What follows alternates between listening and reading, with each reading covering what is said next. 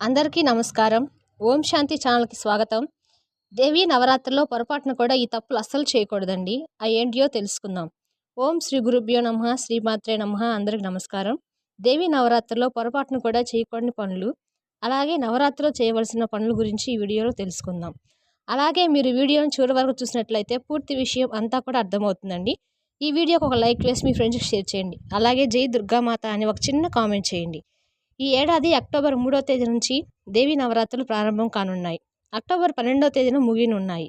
పురాణాల ప్రకారం నవరాత్రుల వేళ అమ్మవారి భూలోకానికి వచ్చి భక్తులకు దర్శనమిస్తారని నమ్ముతారు. అలాగే ఈ సమయంలో ఉపవాసం ఉండేవారు కొన్ని పద్ధతులను తప్పనిసరిగా పాటించాలని ఆధ్యాత్మిక పండితులు చెబుతున్నారు.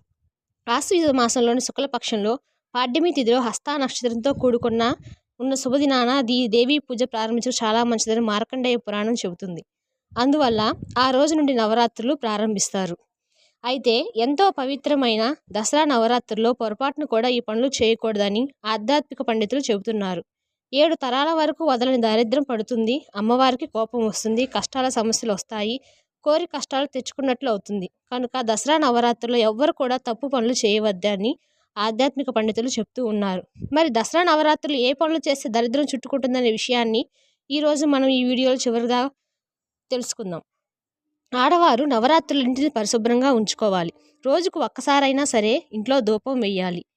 అలాగే దేవీ నవరాత్రుల్లో అఖండ దీపం పెట్టేవారు ఇంట్లో 9 రోజులు ఎవరో ఒకరు ఉండేలాగా చూసుకోవాలి. అంతేకాని ఎవరూ లేకుండా ఇంటికి తాళం వేయకూడదు. అలా చేస్తే కోరి కష్టాలు తెచ్చుకున్నట్లు అవుతుందని ఆధ్యాత్మిక పండితులు చెప్తూ ఉన్నారు. భార్యాభర్తలు బ్రహ్మచర్యాన్ని పాటించాలి. తప్పక పాటించాలండి భార్యాభర్తలు.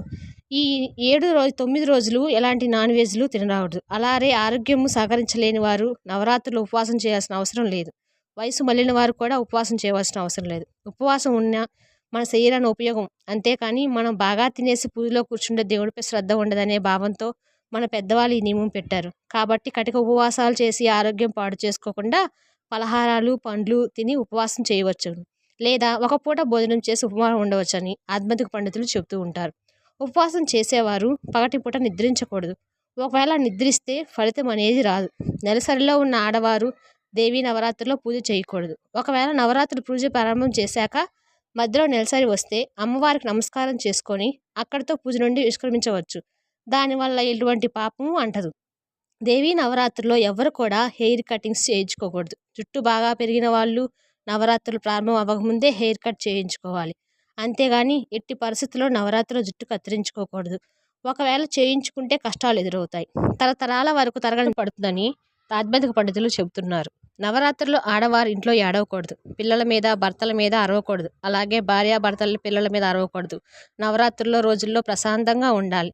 నవరాత్రుల్లో నైవేద్యాల్లో చక్కెరను వాడకూడదు. బెల్లం లేదా తేనెను ఎక్కువగా వాడాలి. ముఖ్యంగా అమ్మవారికి వండే నైవేద్యాల విషయంలో నియమం తప్పక పాటించాలి.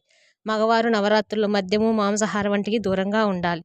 దసరా నవరాత్రుల్లో వాయినాలు ఇచ్చేటప్పుడు విధవలు కానీ గొడ్రోళ్ళు కానీ పూజలో పాల్గొంటే అశుభమని, దయచేసి వారిని అవమానించకండి, బాధ పెట్టకండి. ఇంటి లోపల ఎంతో నిష్ఠగా పూజ చేసి బయటకు వచ్చి ఇంకో స్త్రీని ఏడిపిస్తే అమ్మవారు అస్సలు సహించరు. అసలు నవరాత్రి అంటేనే ప్రతి స్త్రీలు అమ్మవారిని చూడడం. కాబట్టి భర్త లేని వారు కనిపిస్తే వారికి వాయనం బదులు ఏదో ఒక పండు కానీ ప్రసాదం కానీ ఇచ్చి గౌరవించండి. అంతేకాని వారిని అవమానపరిచి పంపకండి. అసత్యాలు మాట్లాడకూడదు. ఎవరిపైనా కోపం ప్రదర్శించకూడదు, లేదా తగాదాలకు దూరంగా ఉండండి. ఇవే నవరాత్రుల్లో చేయకూడని పనులు. కాబట్టి మీరు కూడా దసరా నవరాత్రులు ఈ పనులు చేయకుండా జాగ్రత్తగా ఉండండి. మరి దేవీ నవరాత్రుల్లో చేయవలసిన పనులేంటో ఇప్పుడు చూద్దాం. నవరాత్రుల వేళ ప్రతిరోజు సూర్యోదయానికంటే ముందే నిద్రలేగవాలి. దుర్గామాతను స్మరించుకుంటూ ఉపవాస దీక్ష కొనసాగించాలి. నవరాత్రుల సమయంలో ఉపవాస దీక్ష చేసేవారు దశమి తిథి వరకు అఖండ జ్యోతిని వెలిగించి ఉంచాలి. ఒకవేళ అది సాధ్యం కాకపోతే ప్రతిరోజు ఉదయం సాయంత్రం దీపారాధన చేసుకొని హారతి కూడా ఇవ్వచ్చు. దుర్గాదేవికి ఎరుపు రంగు అంటే చాలా ఇష్టం. ఎరుపు రంగు శ్రేయస్సు, అదృష్టం, శక్తి, ప్రేమకు చిహ్నంగా పరిగణించబడుతుంది. నవరాత్రి సమయంలో దుర్గాదేవి ఎరుపు రంగు పువ్వులు, ఎరుపు రంగు బట్టలు సమర్పించండి. అలాగే నవరాత్రుల్లో దుర్గాదేవి అవతారాలను 9 రోజుల పాటు పూజిస్తారు. దుర్గాదేవికి ప్రత్యేకంగా పువ్వులు, పండ్లు, స్వీట్లు సమర్పించండి. నవరాత్రుల్లో ప్రతిరోజు దుర్గా చాలీసా, దుర్గా సప్తపది, దుర్గాదేవి మంత్రాలను పఠించండి, ధ్యానం చేయండి. దీంతో మానసిక ప్రశాంతత, ఏకాగ్రత పెరిగి కుటుంబంలో ఆనందం వెల్లువిరుస్తుంది. ఉపవాస దీక్ష చేసేవారు ఈ 9 రోజులు ఖచ్చితంగా వెల్లుల్లి, ఉల్లిపాయలకు దూరంగా ఉండాలి. నవరాత్రుల పర్వత దినాల్లో పవిత్ర దినాలలో పేదలకు దానం చేయండి. పేదవారికి దానం చేయడం వల్ల శుభ ఫలితాలు పొందుతారు.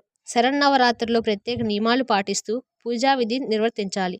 వాటిలో ముఖ్యమైనది ఉపవాస దీక్ష. చేయగలిగిన వాళ్ళు ఆ 9 రోజులు పండ్లు పాలు మాత్రం సేవించి పూజా విధి నిర్వర్తించవచ్చును. లేదా ఏకభుక్తం అంటే పగలు పూజానంతరం భుజించడం కానీ రాత్రి భుజించడం కానీ చేయవచ్చును. ఉపవాస సమేక శైవభక్తులైన వాపునహాని శాస్త్రంలో తెలియజేశారు. జగన్మాత అయిన దుర్గాదేవి మహిషాసురుడైన రాక్షసు 9 రాత్రులు యుద్ధం చేసి అతన్ని వధించి విజయాన్ని పొందిన సందర్భమున 10వ రోజున ప్రజలంతా సంతోషంతో విజయదశమి పండుగ జరుపుకుంటారు. మీకు కానీ ఈ వీడియో నచ్చినట్లయితే ప్లీజ్ లైక్ చేసి సబ్స్క్రైబ్ చేసుకోండి. Thank you.